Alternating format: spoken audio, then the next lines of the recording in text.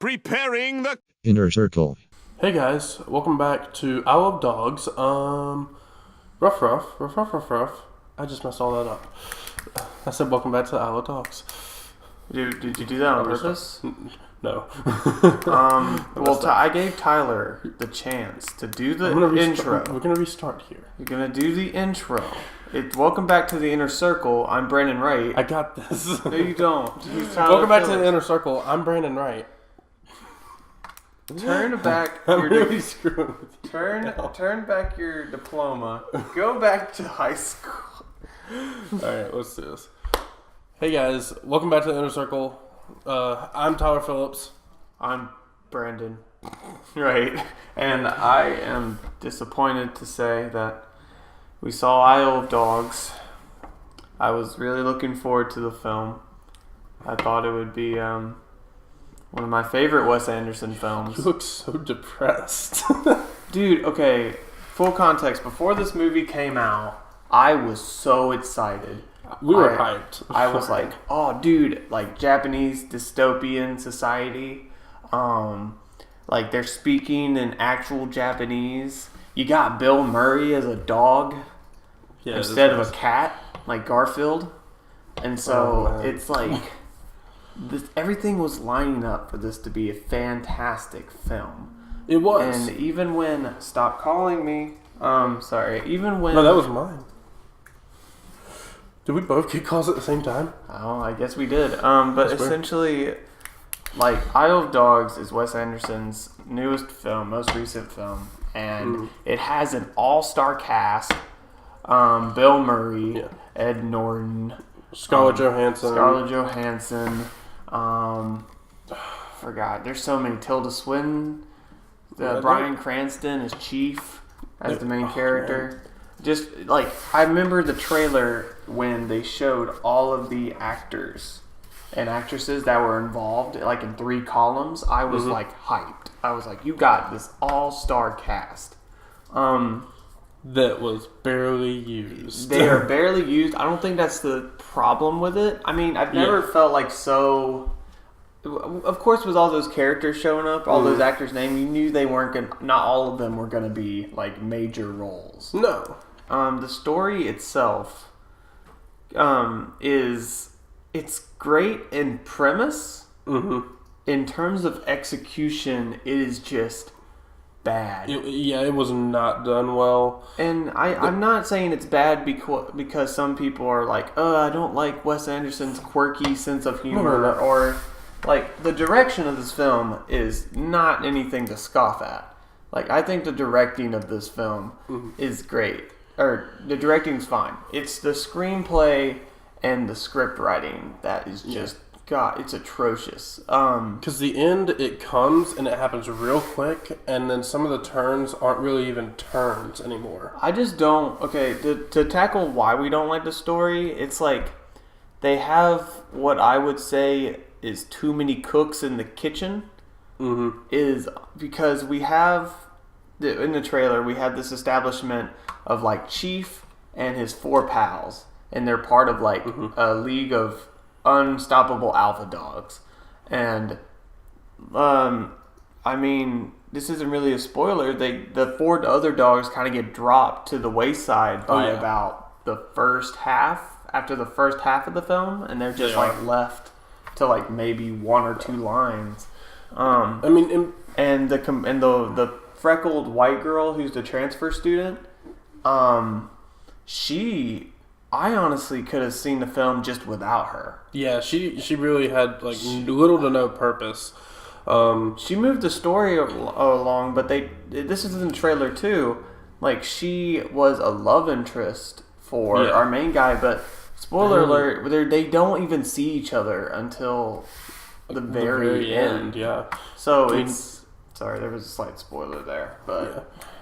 So, do we want to go ahead and give our ratings and then move into the spoiler section? No, because I have something else to grab what is non-spoiler wise. Okay. It's like, or something to bring up as a praise. Like, if you've seen Fantastic Mr. Fox and you were impressed with the stop motion, you will be impressed here.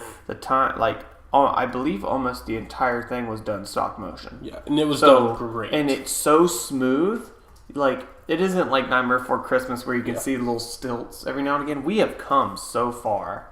Like, we got films like Kubo and now this. Like, it is a very well-made film. I will say there are some parts that aren't stop motion because... well, yeah, you love the part where, like, the most time they go to screens and they have it as a cartoon. It's an animation. Yeah, and I loved that part. And I'm like, okay, that's some good stuff. Another aspect of the film that isn't non-spoilerish that we can get into is the fact that they... almost 95% of the time do not translate the Japanese language. Oh, yeah, and that was aggravating. I see it as two ways. I could see it as like Wes Anderson just being like, oh, it would be easy to put the translations here, but what if I make a gag out of it?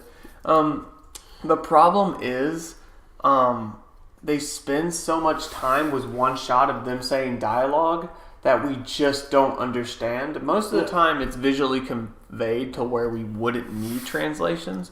But the times where they spend on shots, like they spend an obsessive amount of times on certain shots, it's like, why didn't you just put a translation here? Yeah. I mean, it was a good stylistic choice, probably in pre-production, but in the end, execution just failed. All these characters, last thing. It's mostly the story. That's the thing. The only gripe I have with this movie is the story and characters. But I go to movies mostly for stories and characters. With Wes Anderson, I kind of go for more of his artistic direction, which saves this film a little bit.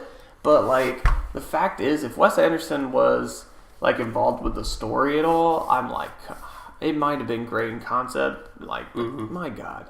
And also, none of the characters are, like, developed. No, they're not. They're just there, and it's like, hey, we're going on a journey now, and there's a little backstory for some of them, but they never go into it until the end. At least they go into it a little bit. A little bit, and like I get it. Some film majors would argue, it's like, why do we need to go into it? Because it's out of nowhere. It's like it doesn't match what. They try to go for this dark story. I mean, the concept itself can be, it's like kind of humorous, but it's dark humorous. Yeah. And so they try to go dark near the end, like full on dark, but it doesn't work. It just doesn't work, which I believe this is one of the final things. Do you have something you want to say before we go into spoilers? No, I was just going to say like that. There is a good example of this, and we can talk about it in the spoiler section, because, I mean, I can't say it now. Okay. But, so, spoiler section? But we need to say our scores first. Yeah. 5 out of 10. Yeah, 5. And only the 5 is only there because of Wes Anderson's direction, the animation, and the animation. That's literally it. Like, it has some funny moments, but mostly by Ed Norton's character, honestly. Yeah, and I mean, me and you usually we watch a film and we're like, okay, that was good, and we find the flaws later. Yeah. And I feel like we just keep finding more and more flaws now, especially with this one. It's just it was not done well. I was so disappointed. I wasn't angry. I was just disappointed. I hope this might be controversial because we'll probably have some film majors who have seen it. Yeah. Go like, why didn't you like about it? It's like, well, I'm about to bring it up now. Okay, we're in the spoiler section, folks. We drove the cooler for this movie. Okay, let me tell you what, okay? This wouldn't be bad if we saw it in Statesboro. Yeah. We went to Pooler, though, because I was excited. I was a happy son of a gun. I was so ready for this. I'm like, this looks fantastic, has an all-star cast, Wes Anderson's a part of it. This is going to be a great time.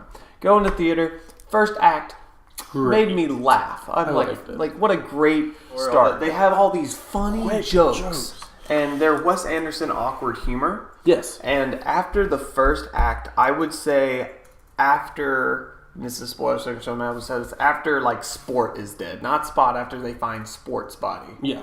And so what happens is after that, they start to take more of a melodramatic turn in the plot.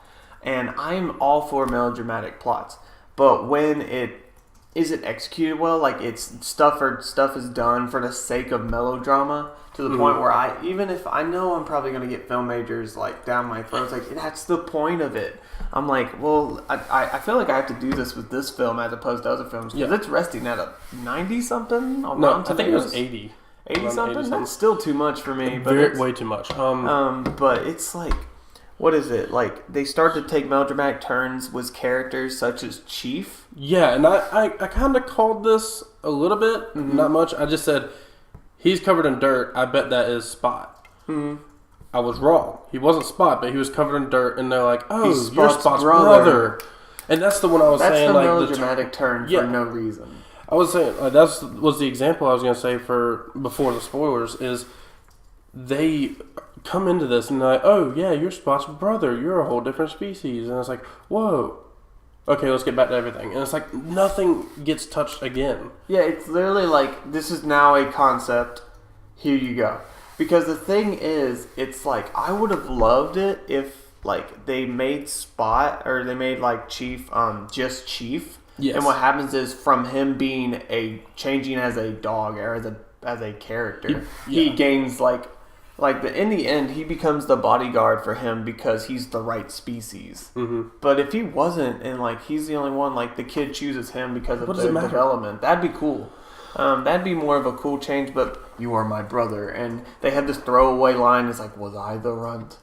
Yeah, that was so stupid. I'm like, okay, that would be cool if we had any form of development at all. And they use flashbacks all the time. Why didn't they use the flashback? There was no flashback to us anything. This movie wasn't above flashbacks. The one thing I want to bring up, because I know film majors are going to blow up at this, they're like the mayor's character.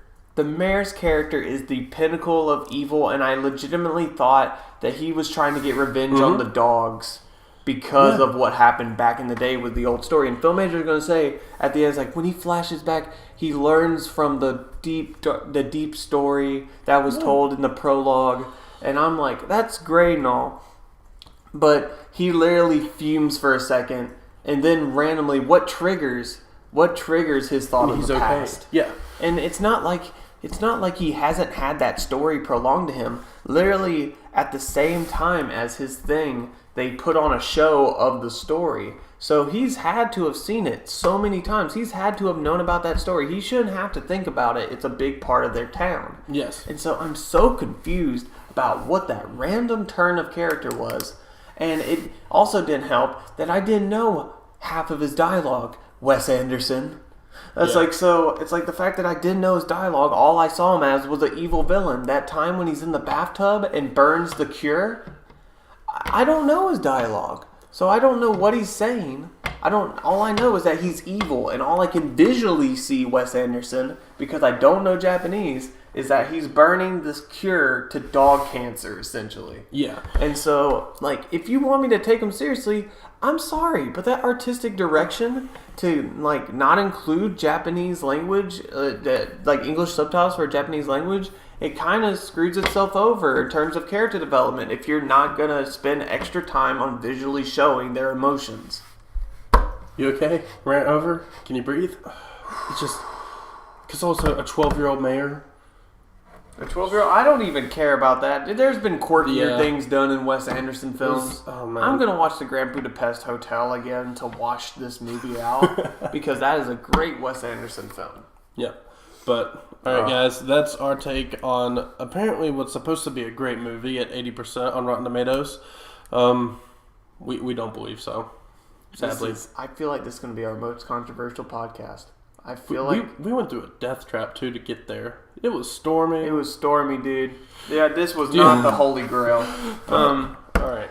I'm sorry, film majors, if you like this. Yeah. I mean, fight me, I guess. Bye. Bye.